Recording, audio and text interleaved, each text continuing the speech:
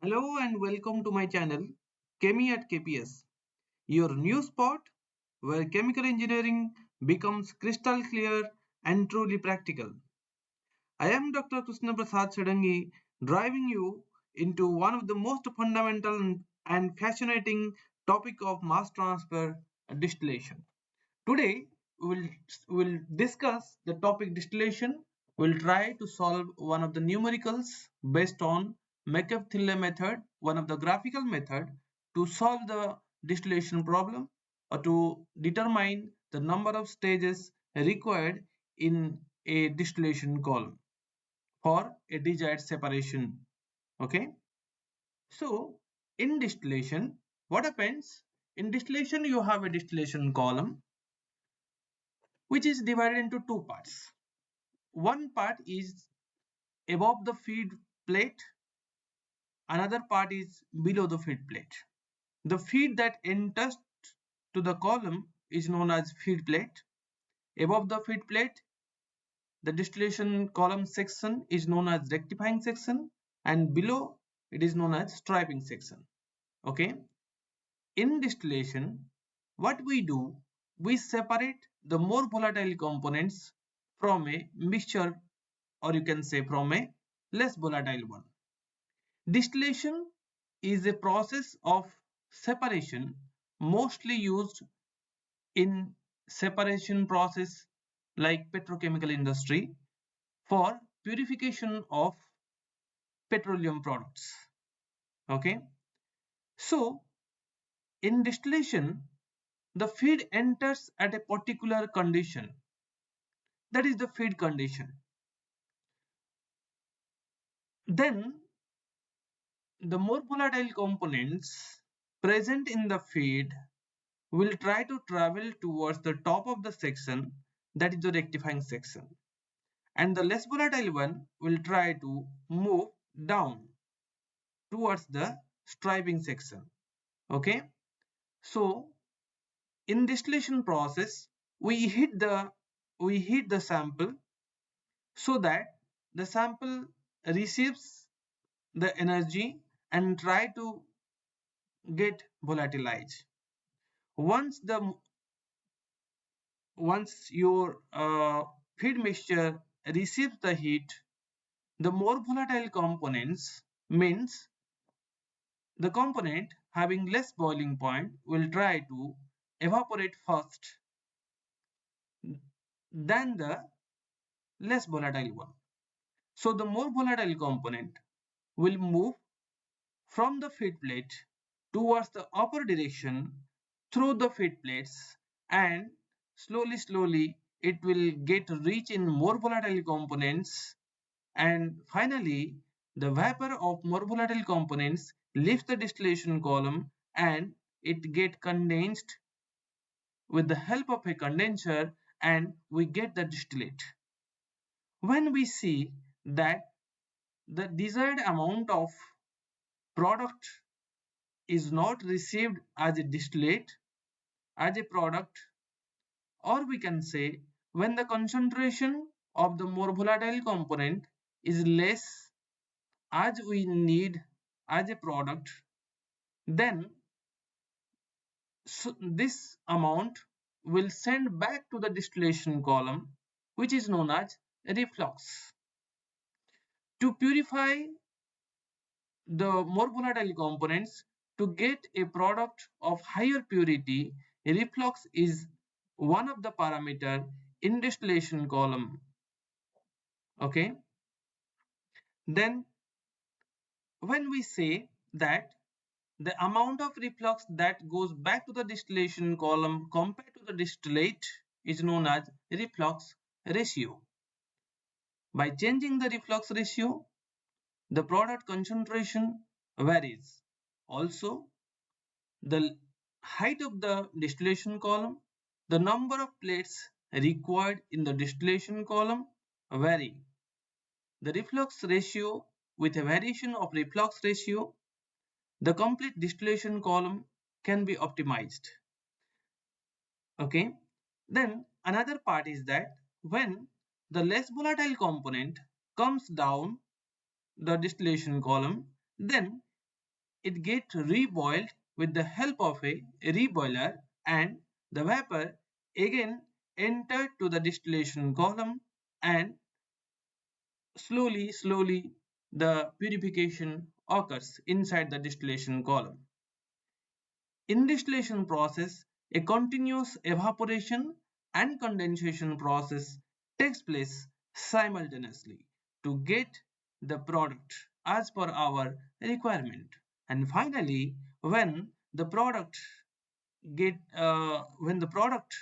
boiling point increases, then we don't distillate further, we get it as a residue. In simple distillation process, or you can say in atmospheric distillation process, what we do at atmospheric pressure, we conduct this distillation process, and at higher temperature we don't follow this atmospheric distillation process, then we get the residue, and this residue goes to the vacuum distillation process for further separation of the products. Okay, I hope you understood the few fundamentals of distillation process, what exactly happened in distillation column. Okay, so today we will read about the Mc-Cabe Thiele method, which is used to determine the number of theoretical states required for a desired separation process. Okay, so this is a graphical method, and we have another graphical method that is known as Ponchon-Savarit's method. Today we will discuss one, and further we will solve some problems based on Ponchon-Savarit's methods also. So this Mc-Cabe Thiele method has some applications. It is used to design and analyze the binary distillation column. It helps to determine the number of theoretical states required for a separation process and to optimize the feed location. Okay. So with respect to the reflux ratio, the separation efficiency varies, and your number of theoretical plates required in a distillation column also vary. This also affects the cost of separation. Okay. Now, where we can use this Mc-Cabe Thiele method? Whether all the cases we can use it? No, we cannot use it in every cases. Okay, it has some assumptions. What are the assumption is that the feed should be a binary mixture. That means two components should be present. Okay, one should be more volatile component, another should be your less volatile component. Next, the distillation column should operate at constant molar overflow condition. That means it assumes that the equal molar latent heats and negligible heat of mixing, and so the molar flow rate of the vapor and liquid remains constant throughout the column. If it is like that, then only it is possible to use this Mc-Cabe Thiele method as a graphical method to determine the number of stages required for a desired separation process. Okay. Another is that the equilibrium stages. Okay, that means vapor liquid equilibrium exists at each and every plate. Separation takes place at every plate. Okay, next, this distillation column should operate at a constant pressure. The rectifying section and striping section, both the pressure should be constant. Variation in the pressure, if it is present in a distillation process, then Mc-Cabe Thiele method cannot be used. Okay, then the loss of heat to the surroundings should be negligible, and perfect mixing is required. Okay, now you see this is one of the Mc-Cabe Thiele diagram to show you how it is looks like. It is one kind of, you can say, XY diagram or concentration diagram. In this diagram, what we have one x-axis, y-axis, where we represent the mole fraction of the more volatile component in the liquid phase and the vapor phase. Further, we have to draw the XY diagram, that is your 45-degree angle line, that is your diagonal, which represents x is equals to y. Okay. Then we have to draw the equilibrium curve. Further, we have to draw the rectifying section operating line and striping section operating line. Okay. Then we have to draw another line, that is your feed line, which is drawn from the XF point and from on your diagonal. Once we have this, then we can draw your XY diagram, that is your concentration diagram. Okay. Let's read further so that you can understand easily. Okay, so we have to draw the steps. These are the horizontal and vertical lines in between the operating line and the equilibrium curve. We show the number of strays required in a distillation column. Okay, including the reboiler also. Okay, let's read what is feed line, because this is very important. Okay, what feed line says? Feed line says that it is the you can say it is a concept in distillation used in the Mc-Cabe Thiele method to represent the physical condition of feed that enters to a column. That means what? Physical condition means whether the feed is a liquid, feed is a vapor, feed is a liquid at its bubble point, or vapor at its dew point, or is a mixture of liquid and vapor. What condition of the feed that enters into the distillation column? This determines the Q, or this determines the Q line. Okay, so the Q line is essential for locating the feed stage on the Mc-Cabe Thiele diagram by showing the intersection of the operating line of your rectifying and striping section. So this value that is represented over here in the screen, that is your Q, equals to HB minus HF divided by HB minus HL. What this says? This says that the amount of heat that is required to heat 1 mole of feed from its current stage to a saturated vapor condition divided by the molar latent heat of vaporization. Okay, in this equation you see HV means the enthalpy of the vapor, HF means enthalpy of the feed, HL means enthalpy of the liquid present in your feed. Okay, so in the question, if the Q value is mentioned directly, no need to calculate by using this equation. Directly you can take the value and you can solve the problem. Okay, I'll tell you what are the values over there and how to draw the Q line if you know the value of the Q. Okay, if you have like this, what we can do right now? Okay, so you see, if feed is a cold liquid, that means it's below bubble point. The Q is greater than 1. The value of Q is greater than 1. Okay. If feed is at its bubble point, that is your saturated liquid, Q is equals to 1.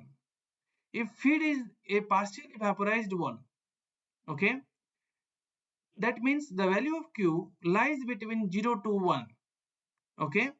Now, if the feed is at its saturated vapor condition, that means at its dew point, Q is equals to 0. Feed as a superheated vapor, the value of Q is less than 0.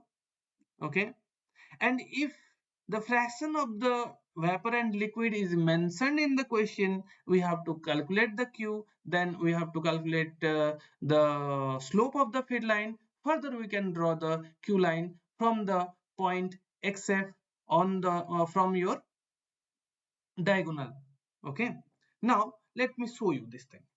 Now you see this thing. Okay, this is your diagonal, that is your 45-degree line in your concentration diagram, which says x is equals to y, and you have one point, that is your ZF point, or you can say XF point, which says the concentration of the more volatile component present in your feed, and we have to locate it.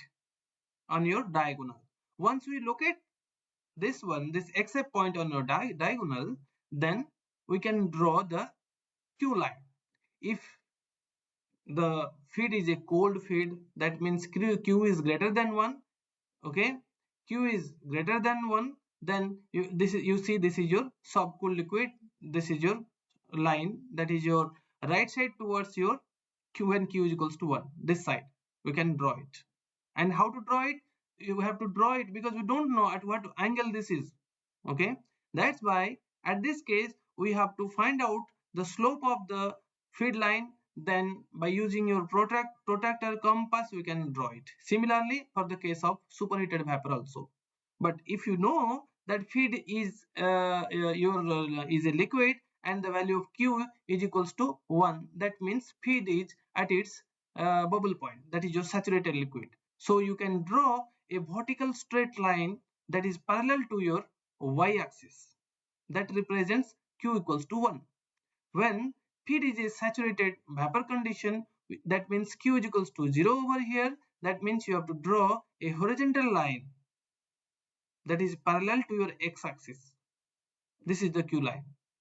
And if the line, you can say the value of Q lies in between 0 to 1, then you can say it will be in between these two saturated liquid and saturated vapor line.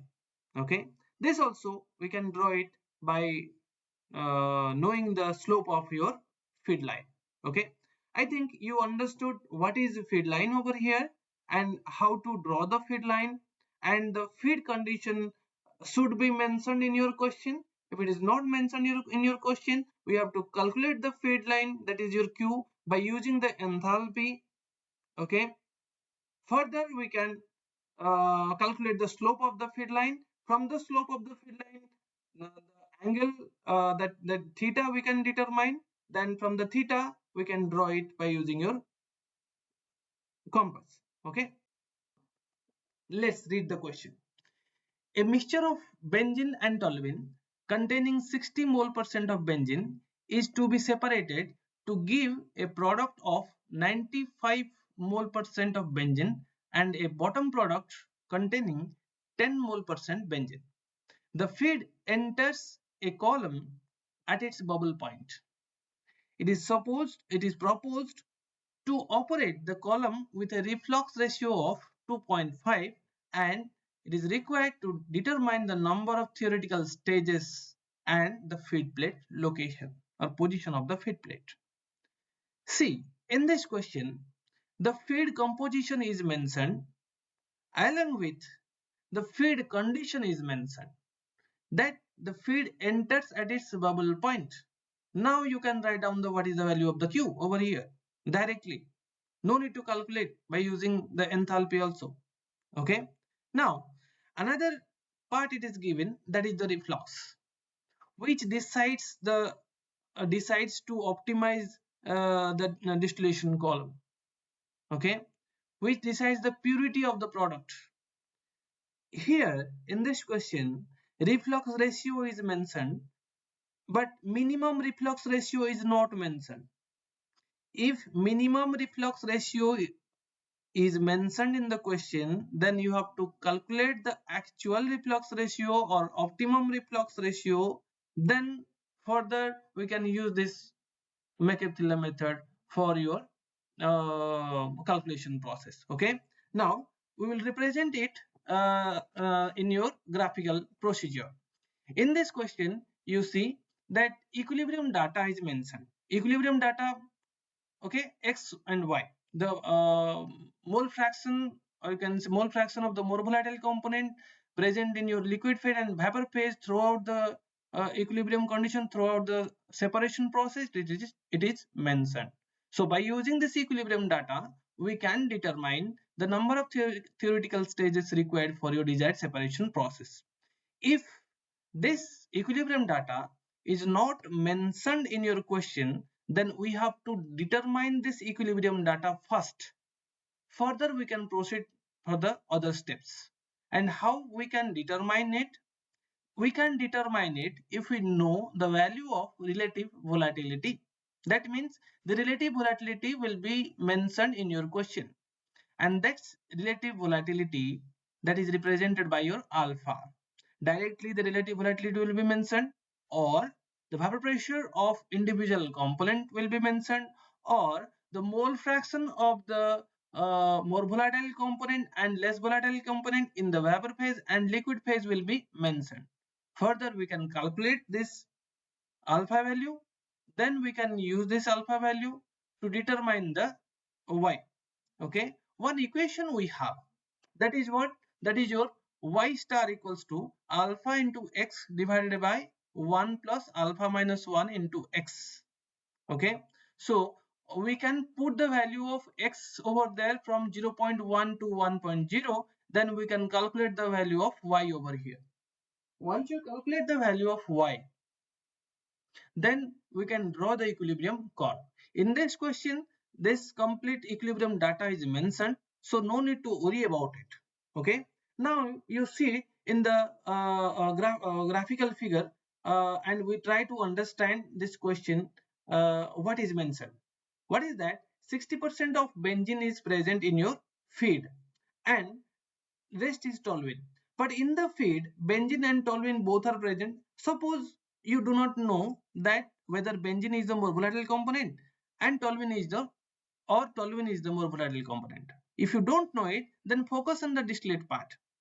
In the distillate, it will be mentioned which you need to separate. You see in the question what is mentioned over here. It is mentioned 95% of benzene you need to distillate. That means benzene is your more volatile component and toluene is your less volatile one. If it is like that, then what to do? Okay, you see in the residue part, it is mentioned that benzene is present 10 mole percent. If benzene is present 10 mole percent, then rest is your what? Toluene. That is your less volatile one. So when we will go for the metal balance, we have to concentrate on the more volatile component present in your feed, in your distillate, and in your residue. In this question, all three is known. Okay, and simply we need to determine the number of theoretical stages required for the separation process, and we need the feed plate location. Okay, now in the question it is mentioned that the value of the concentration of more volatile component in the feed, that is your 60 mole percent, and we can write it as 0.60. Similarly, in the distillate also it is mentioned, that is your 95 mole percent, so we can write it 0.95, and in your residue that we can write it as 0.1. So in the feed we write down the more volatile component in the form of XF, that is your feed concentration 0.60, distillate concentration, that is your XD 0.95, residue concentration XW, that is your 0.1. Okay, so now what other data is mentioned in your question? It is mentioned feed enters at its bubble point. That means Q is equals to 1. So feed line, when you will draw the feed line from the point XF, from the diagonal, it is a parallel line to your y axis. Okay, now another data is mentioned, that is your reflux ratio, that 2.5. This reflux ratio helps us to draw the operating line for rectifying section.